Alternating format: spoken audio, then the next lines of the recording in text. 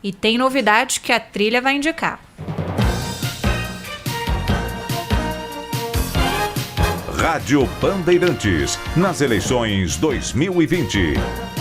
6h09, Bastidores do Poder abre agora mais uma rodada de entrevistas com os candidatos à Prefeitura de São Paulo, entrevistas que serão realizadas aqui no Bastidores do Poder e também no Jornal Gente, aqui pela Rádio Bandeirantes. E a primeira entrevistada nesta série, nesta segunda rodada, candidata Joyce Hasselmann, do PSL, nossa entrevista que terá duração de 20 minutos. Começando agora, candidata, boa noite, seja bem-vinda aqui ao Bastidores do Poder. Boa noite. Boa noite, Cristiano. Boa noite, Isabel. Boa noite a todos. Candidata, nós, só para pegar o gancho aqui, a gente ouviu há instantes trânsito em São Paulo. Claro, com a economia retomando, a cidade vai voltando ao normal, os índices de congestionamento vão voltando àquele padrão São Paulo. Quais são as propostas da senhora para essa rotina terrível do trânsito aqui na capital paulista para o paulistano, hein? Bom, a gente tem que trabalhar com algumas revisões aí de velocidade, né, em algumas das marginais, por exemplo, mas isso tem que ser feito com estudo, tudo bonitinho, com engenharia inteligente de trânsito, porque em São Paulo não tem engenharia inteligente de trânsito, pelo menos não a que atuou no município, porque se garou aí em Brasília para o semáforo aqui em São Paulo, então é uma loucura, né? Então a gente precisa fazer uma revisão completa disso e, claro, estimular o uso do transporte coletivo. Como é que você tira uma pessoa de dentro do carro dela, do conforto do carro dela, para o transporte coletivo? Só tem um jeito, é um transporte de qualidade com preço decente. E aqui em São Paulo nós temos um transporte sem qualidade e com preço indecente. Então eu vou rever os contratos de concessão do transporte coletivo, rompendo inclusive alguns em que eu já identifiquei fraude na licitação, judicializando esse processo e fazendo uma concorrência internacional em 3 meses, para que eu possa trazer empresas que realmente prestem um bom serviço e que cobrem uma tarifa mais decente do cidadão. E aí, aquilo do mais do mesmo, que muita gente fala, mas pouca gente coloca em prática. A gente precisa estimular as pessoas a usarem o transporte mais ecológico, precisa fazer uma revisão completa nas ciclovias aqui de São Paulo, porque muitas ligam nada a lugar nenhum. Então, esse transporte de bicicleta, por exemplo, ele tem que estar integrado ao transporte coletivo. A pessoa precisa saber que ela pode sair de casa de bicicleta, pedalar um trecho, parar a bicicleta num estacionamento para a bicicleta, onde a bicicleta esteja segura, e pegar o transporte coletivo, por exemplo. Então, essa interligação de modais, né, uma revisão na questão dos contratos, dos faróis e das ciclofaixas, não é nenhuma ideia brilhante, mas se colocada em prática, resolve parte do problema em São Paulo. Candidata, os rios Tietê e Pinheiros precisam de mais pontes e viadutos na avaliação da senhora? Olha, precisa fazer uma análise técnica para isso, né? Porque assim, quando a gente fala em obra, eu poderia listar centenas de obras que a cidade precisa, mas aí fica a seguinte pergunta: de onde vem o dinheiro, né? A gente não consegue fazer grandes obras em São Paulo hoje sem parceria público-privada, sem fazer uma concessão para essas obras. Então é muito complicado sair prometendo sem que haja realmente a certeza de que se pode fazer. Hoje o orçamento de São Paulo, por exemplo, a perspectiva para o ano que vem é que ele esteja 9 bilhões menor do que é agora. Então você imagina, se agora, né, com um orçamento de 70 bi em média, não se conseguiu fazer muita coisa, sair prometendo obras faraônicas seria no mínimo irresponsabilidade. Mas isso tem que ser estudado, tem que botar a engenharia de trânsito para estudar, para ver o que é viável e o que é possível fazer com parceria com a iniciativa privada. Candidata, a senhora tocou num ponto importante que é a questão financeira e, se eleita, a senhora assumirá uma cidade diante num ano pós-pandemia ou ainda dentro de um contexto de pandemia. Segunda onda, né? A gente tem que estar preparado para a segunda onda. Exatamente. E diante de um orçamento complicado, porque a arrecadação caiu já, né, desde o início. Como que a senhora encara esse desafio e quais estratégias a senhora pretende adotar para colocar a cidade e não mergulhar a cidade em dívidas, enfim? Esse foi um dos motivos pelos quais eu decidi ser candidata, vendo qual era o cardápio, né, dos candidatos que nós temos, mais do mesmo, e alguns pior ainda do que mais do mesmo, e vendo o tamanho da bomba relógio armada para São Paulo. Eu comparo o ano que vem a um pós-guerra. Só que a gente vai viver um pós-guerra, um pós-pandemia, com a possibilidade de ter uma outra guerra no meio do caminho. As ações tomadas aqui em São Paulo foram ações muito prejudiciais, especialmente em relação à economia. Então, houve uma concentração de foco mais demorada, tá, na saúde, quer dizer, demorou-se para tomar algumas atitudes e depois que as atitudes foram tomadas, elas foram estendidas de um jeito meio irracional.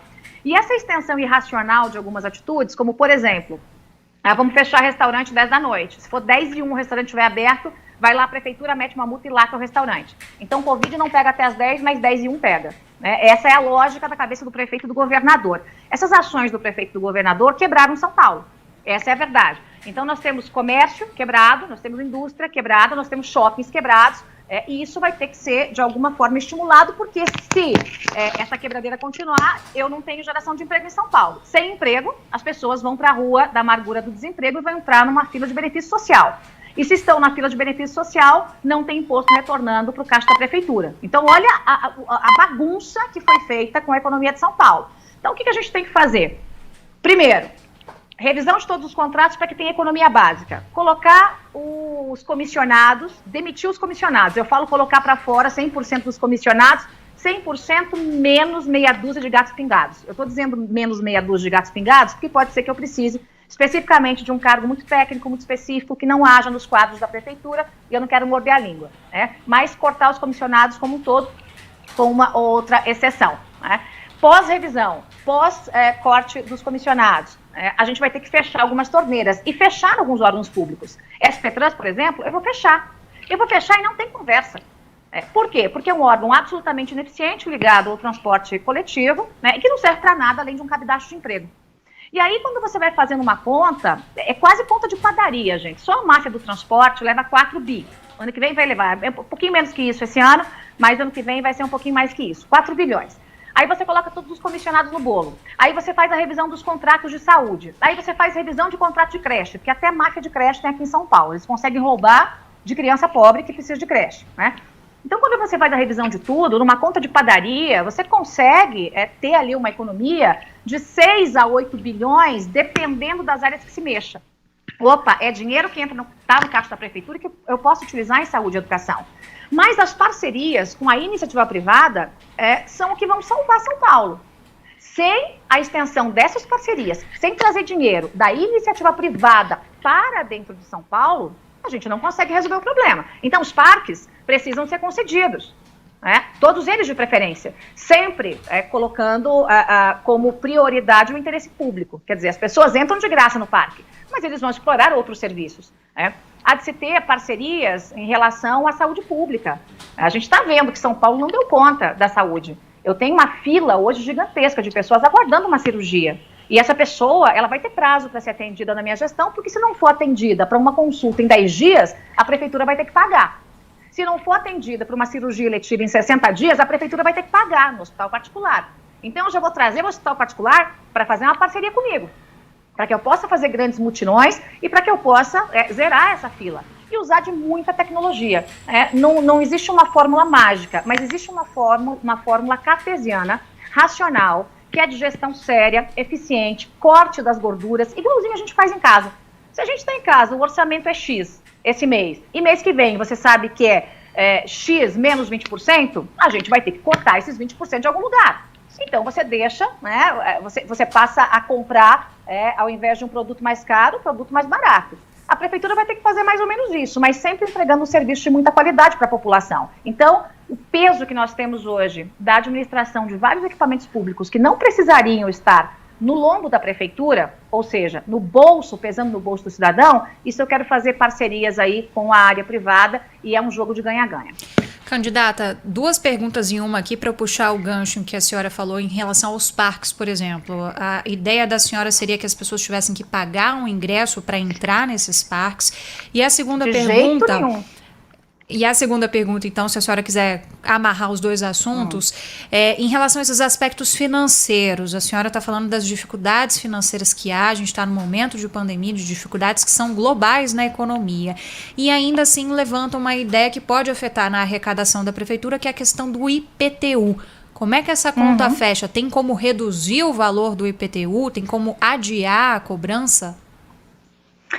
Tem como fazer as 2 coisas, mas vamos começar pelos parques, né? Jamais há de se ter a cobrança num parque público para a população, né? Aí seria uma ideia de jirico e não uma ideia de interesse público. Como é que... Aí você pode me perguntar, mas então que interesse tem a empresa em administrar um parque? Ela vai ter outros espaços para explorar. Ela vai ter o café para explorar, ela vai ter o aluguel de equipamentos para explorar, ela vai ter publicidade, espaços de publicidade, né, que ela pode ali alugar, para poder explorar. Então, há N maneiras de você fazer uma parceria público-privada ou mesmo uma concessão, desde que seja resguardado o interesse do povo, o interesse público. Não pode haver divórcio entre o interesse público e o que a concessionária está apresentando. Porque se tiver o divórcio, a prefeitura tem que entrar e imediatamente romper a concessão. Os contratos que eu vou fazer serão assim: a prefeitura sempre de olhos em cima das concessionárias ou em cima das empresas, para que, inclusive, os serviços extras, que não tem nada a ver com a entrada no parque, que sempre tem que ser de graça, não sejam explorados num valor acima do mercado. Então, esses serviços têm que ser oferecidos à população, são serviços extras que são oferecidos, quem quer paga, quem não quer não paga.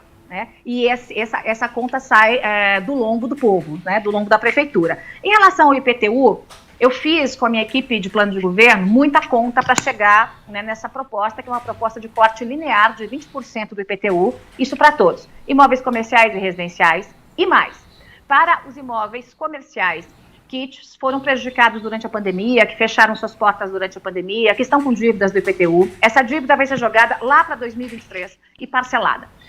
E aí você pode me dizer, poxa vida, mas isso é boa parte da arrecadação da prefeitura. O IPTU significa de 10 a 12 bilhões de arrecadação para a prefeitura.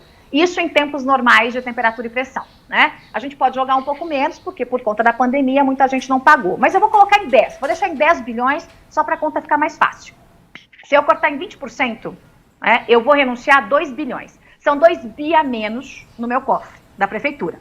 Só que são 2 bi a menos que vão ajudar essas pessoas que hoje estão endividadas a pagar o seu IPTU.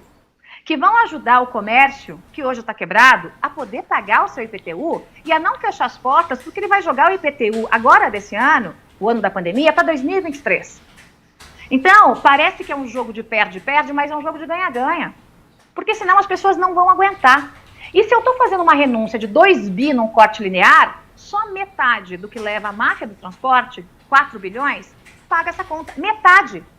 Então é muito simples, é você tirar da onde está escorrendo dinheiro público para o bolso de malandro, de bandido, de mafioso e colocar isso de fato como interesse da população. Então dá para fazer esse corte sim, eu fiz isso com muita responsabilidade, não estou aqui prometendo que não se pode cumprir e é absolutamente possível e factível. Nós estamos conversando aqui na Rádio Bandeirantes com a candidata do PSL à Prefeitura de São Paulo, Joyce Hasselmann. Candidata, em relação à educação, hoje nós tivemos a retomada das aulas do ensino médio, autorizado pelo poder público, e a gente vem como mais um desafio para a senhora se eleita tocar, que é a questão da educação. Afinal, educação básica ali, que infantil, que é de desrespeito à prefeitura, não tem nenhum sinal, uma perspectiva de retomada. Como que a senhora planeja essa retomada no ano que vem para essa faixa da população e em relação às creches, uma vez que a gente também tem uma demanda muito maior pelo ensino público com a crise toda causada pela pandemia? Ele vai aumentar, Assim, hoje, o site oficial da prefeitura diz que nós temos 22.700 crianças aguardando uma vaga de creche. Eu estou planejando uma perspectiva de pelo menos o dobro disso, justamente por conta da pandemia. Muitas pessoas que tinham seus filhos em creche particular perderam a condição de pagar. Então, elas vão ter que, obviamente, recorrer ao município. Como é que vai funcionar, na minha gestão, em eu sendo eleita? Escola aberta todos os dias, desde o primeiro dia do ano. Mas meu Deus, como é que a gente vai fazer? Porque aqui em casa tem uma criança, essa criança está convivendo com alguém do grupo de risco, que é meu avô, que tem 80 anos. Tudo bem, a mãe e o pai vão decidir se a criança fica ou se a criança vai. Não é o prefeito, do alto da sua soberba, porque é isso que aconteceu aqui em São Paulo, que tem que dizer para o pai ou para a mãe que tem que trabalhar, que o filho dele não vai para a escola. O que o prefeito tem que fazer é dar as condições para que essa criança tenha segurança na escola. E nós já sabemos, a pandemia nos ensinou algumas coisas e nós já sabemos algumas medidas que nós temos que tomar. Quer dizer, vamos colocar esteiras nas escolas para que as crianças possam desinfetar os pés na entrada? Vamos colocar álcool em gel? As crianças vão poder usar máscara? Vai ter que ter algum distanciamento? Isso é problema da prefeitura e ela vai ter que resolver. Ou seja, da prefeita, que vai ter que resolver. Agora, os pais, que não se sentirem seguros, aí tem um segundo problema que também pode ser resolvido com tecnologia. que é levar uma boa aula para essa criança, uma aula de verdade. Não o que teve agora. O que teve agora foi uma piada de mau gosto, um arremedo, não aconteceu. Esse ano não existiu para as nossas crianças, nem das creches, muito menos do ensino básico. Então a gente vai ter que fazer ano que vem, em 1 ano, 2. Fazendo o quê? Colocando 3, 4 professores em sala de aula, para aquelas crianças que estão mais prejudicadas, aquelas que não tiveram ensino nenhum, e muitas não tiveram, viu Isabel e Cristiano, não foi nem porque a aula não foi oferecida, é porque elas não têm conectividade, elas não têm internet em casa. Algumas regiões de São Paulo, você anda aqui, você consegue andar 1 hora de carro, gente, não é a pé não, sem sinal de internet e sem sinal de telefone. Ou seja, não teve aula para essa criança. Então o professor foi pego de surpresa, ele teve que se virar nos 30, sem equipamento, sem nenhum tipo de infraestrutura, para fazer uma aula online, e essa criança muitas vezes não recebeu porque também não tem infraestrutura. Então colocar na mão dessa criança um tablet com internet de fato funcionando é obrigação do município. Aí você pode me dizer, mas não tem dinheiro para fazer isso? Tem. Eu vou te dar um exemplo que acontece em Teresina. Teresina é a capital do Piauí, um dos estados mais pobres do país. IDEB, primeiro lugar. Agora pergunta para mim quanto custa uma criança na educação lá em Teresina que tem o IDEB primeiro lugar.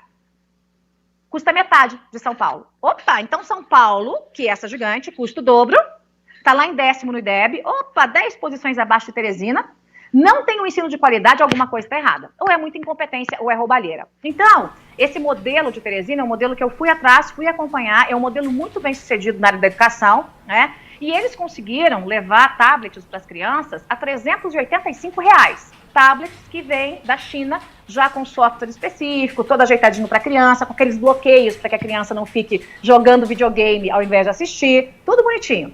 Se lá eles conseguiram a 385, fazendo uma compra aqui em São Paulo, né, para todas as nossas crianças, eu vou conseguir por 280. Pode jogar R$100 a menos aí, porque a demanda é muito volume. Então a gente consegue resolver, né, com muita tecnologia, com o modelo que eu gosto muito, que é o modelo que foi estudado pelo Instituto Ayrton Senna, que é escola em tempo integral. Nós não vamos conseguir, obviamente, dar escola integral dentro da sala de aula para todos os alunos, ainda que eu gostaria. Mas dá para fazer em tempo integral. É um modelo que a Viviane Senna fala muito, eu sou uma grande admiradora da Viviane, foi a minha candidata aí para ser ministra da Educação, logo que, né, mudou o governo, enfim, infelizmente não deu certo.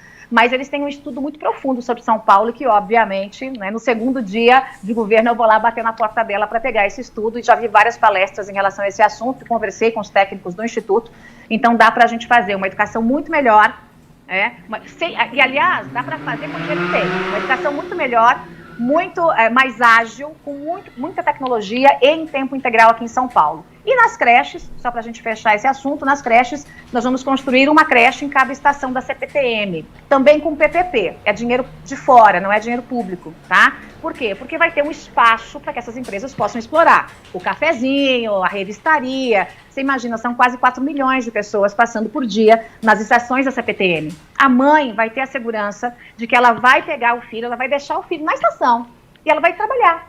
Ela volta, ela vai pegar o filho na estação, independente do horário em que ela vai estar chegando. Então a gente vai conseguir resolver esses problemas, dá para construir as 28 creches de uma única vez, né, ao mesmo tempo, porque não demanda dinheiro do poder público, e a gente resolve um baita problema aí para a população de São Paulo, para as mães de São Paulo. Candidata, a gente tem menos de 2 minutos aqui para o final da nossa entrevista, a gente tem que se ater também a esse tempo de 20 minutos, que é o tempo dado a todos os outros candidatos.